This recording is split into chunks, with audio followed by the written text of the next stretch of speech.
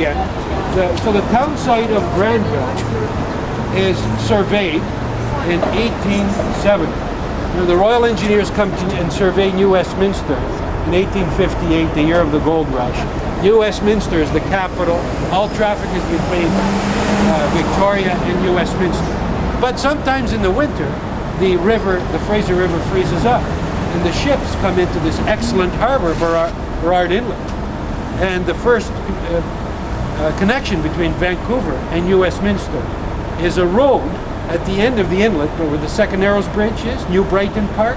From that park, there's a road that goes to New Westminster. Dangerous road, bears, could get lost in the woods. So the ships, when the river is frozen, come in here. So in 1862, the three greenhorns, Sonny has been doing some, come up here and establish a coal miner's claim. The West End, 500 acres. And at some point, depending on what evidence you believe, Portuguese Joe and the other Portuguese participate in the gold rush in 1858, 1860, and start living at Brockton Point. By the late 1860s, 1867, 1868, Gassy Jack has a saloon, Portuguese Joe has a hole in the wall, which nobody knows really what that is, a little cafe, saloon as well, and Gregory Fernandez has the first store. They're living in Gastown. It's not surveyed. They're serving a community on Hastings Mill. There's a sawmill east of Gastown, and the sawmill is run by a Methodist who doesn't let the men drink. So Gassy Jack comes here with his 12-year-old wife and sets up the Globe Saloon in about 1867. The engineers finally get around to come to Granville in 1870, and they survey the town site of Granville, which is only 2 blocks up to Canby. We're now outside of Gastown. 2 blocks, Water Street to Canby, where we're heading, and they have an auction for lots. Only 3 lots are sold. Gassy Jack buys his lot for $100 for a saloon. A fellow named Ebenezer Brown buys a lot for his hotel, and at that time, or perhaps within the first year, Portuguese Joe Silvey buys his lot, which we're going to go and visit where his hole in the wall is, and Gregory Fernandez buys his lot where the store is. So the Portuguese are the first landowners in Vancouver. We're at Portuguese Corner because we're at the corner of Water and Abbott, which was the end of 1 block of Gastown.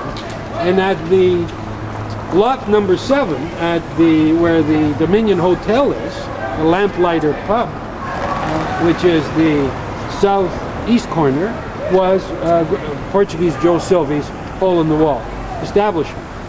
And where we are, standing right here, was Gregory Fernandez's store, built on stilts. So, for example, some Aboriginal people from Stanley Park would row over here with milk, which Gregory would sell in the store. The Royal Engineers, when they surveyed Stanley Park, had dropped some cows off, and Gregory Fernandez had a wharf here, where we're standing.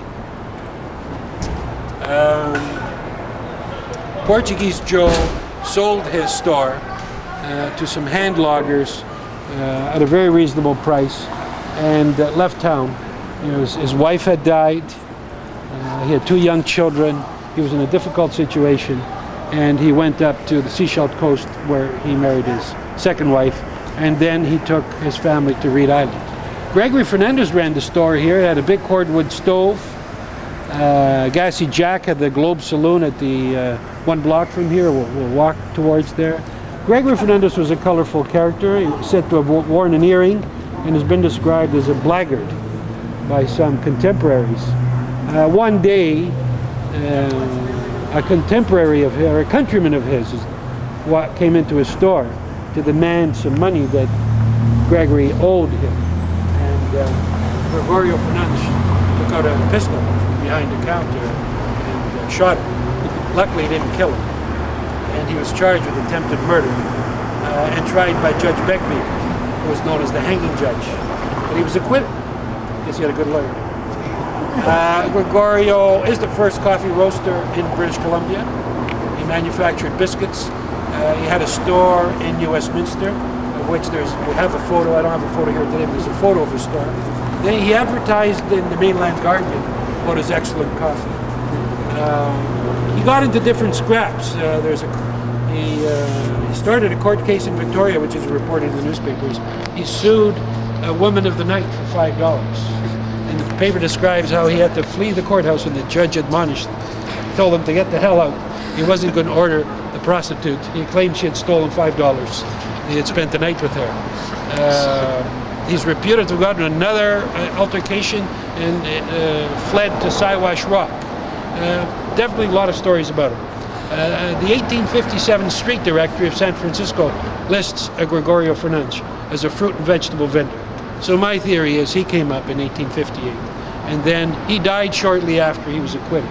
His nephew comes in 1874, Gonçalves, who eventually winds up Pender Harbor, hence Madeira Park. And he lands in Westminster and walks to Gastown. And his uncle dies probably in 1876. Sonny and I have been doing some research.